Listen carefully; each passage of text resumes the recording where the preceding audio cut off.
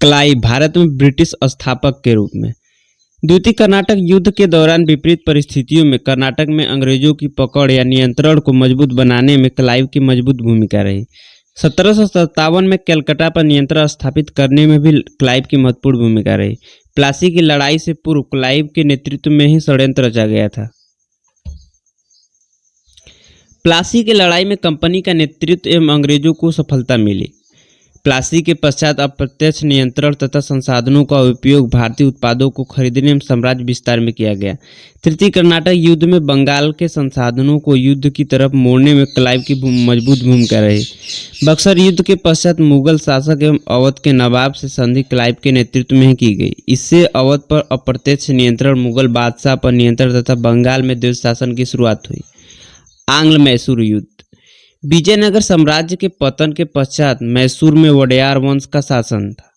18वीं सदी के मध्य में कृष्णराज नामक शासक का शासन। हैदर अली मैसूर की सेना में एक अधिकारी। परिस्थितियों को देखते हुए 1761 में मैसूर पर नियंत्रण स्थापित किया और तीव्रता पूर्वक साम्राज्य का विस्तार भी, जैसे केरल, तमिलनाडु, निजाम के क्षेत्रों में भी किया। हैदर की विस्तारवादी नीति से मराठे एवं निजाम के साथ साथ अंग्रेज भी चिंतित थे। प्रथम आंग्ल मैसूर युद्ध 1767 से 1769 के बीच दोनों कंपनियों की महत्वाकांक्षा तथा यह युद्ध 1769 में मद्रास की संधि के द्वारा युद्ध बराबरी पर समाप्त हुआ। द्वितीय आंग्ल मैसूर युद्ध 1780 से 1784 अंग्रेजों एवं हैदर की महत्वाकांक्षा तथा मराठे एवं निजाम की दक्षिण भारत में सक्रिय रुचि युद्ध का महत्वपूर्ण कारण बनी।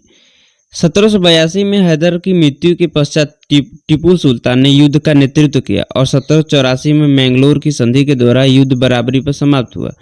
दोनों युद्ध में निजाम में मराठों ने कभी अंग्रेजों का साथ दिया तो कभी मैसूर का। टीपू सुल्तान के प्रमुख कार्य। सर्वाधिक खतरनाक शत्रु के रूप में टीपू सुल्तान। आर्थिक क्षेत्र। भूराज्य वसूली की प्रक्रिया में मध्यस्थों को अलग किया, इससे राज्य की आय बढ़ी।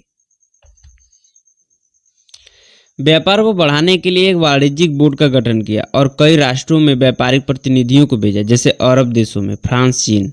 मसालों के व्यापार पर एकाधिकार स्थापित किया, इससे भी राज्य की आय बढ़ी। टीपू सैनिक मजबूती के लिए आर्थिक सुधारों को आवश्यक मानता था। सैनिक क्षेत्रों में कार्य।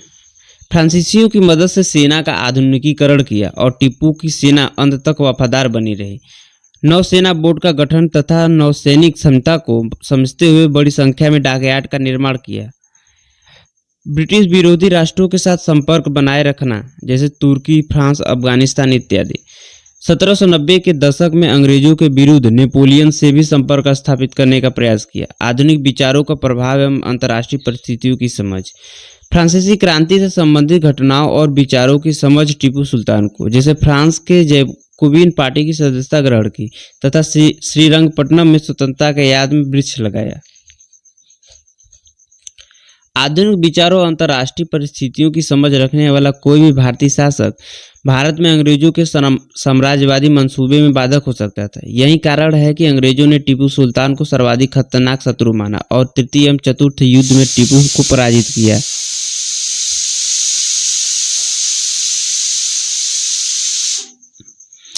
तृतीय आंग्ल मैसूर युद्ध 1790 से 1792। इसका कारण था कि अंग्रेजों में टीपू सुल्तान की महत्वाकांक्षा तथा टीपू सुल्तान के सैनिक, आर्थिक सुधारों, अंतर्राष्ट्रीय परिस्थितियों की समझ इत्यादि से अंग्रेजों का चिंतित होना अनिवार्य था। फ्रांसीसी क्रांति के कारण फ्रांस में राजनीतिक अस्थिरता एवं अंग्रेजों ने इसे अवसर के रूप में देखा। युद्ध से पूर्व निजाम में मराठों के साथ अंग्रेजों का गठबंधन। इस युद्ध का परिणाम। युद्ध में टीपू सुल्तान की पराजय हुई। आधा भूभाग अंग्रेजों एवं उसके सहयोगियों को देना पड़ा, एक बड़ी राशि हर्जाने के रूप में। टीपू के दो पुत्र, दोनों को अंग्रेजों ने बंधक बनाया।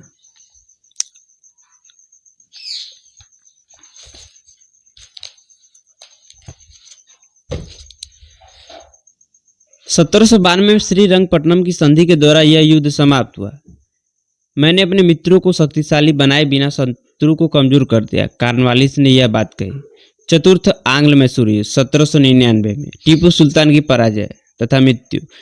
मैसूर का एक छोटा सा भूभाग वोडेयार वंश के उत्तराधिकारियों को दिया गया तथा उनसे सहायक संधि पर हस्ताक्षर भी कराए गए। वेलेजली एवं साम्राज्य विस्तार 1798 से 1805।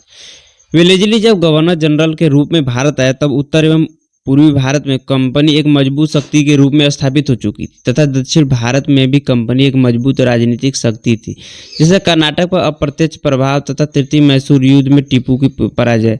हालांकि वेलेजली की समझ कई चुनौतियां भी थीं, जैसे मराठे एवं उत्तर पश्चिम भारत अंग्रेजों के नियंत्रण से बाहर थे तथा नेपोलियन का उदय तथा भारतीय साम्राज्य के लिए खतरा बन सकता था।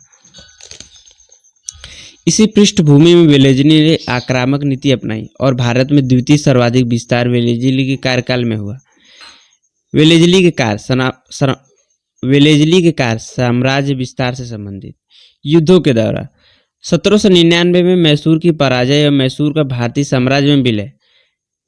द्वितीय आंग्ल मराठा युद्ध में मराठों की पराजय और मराठों के कुछ भूभाग पर भी अंग्रेजों का नियंत्रण तथा वेलेजली ने कर्नाटक, तंजौर इत्यादि के शासकों को पेंशन देकर प्रत्यक्ष शासन प्रारंभ किया और बंगाल में डेनमार्क के व्यापारिक केंद्र श्रीरामपुर पर नियंत्रण स्थापित किया।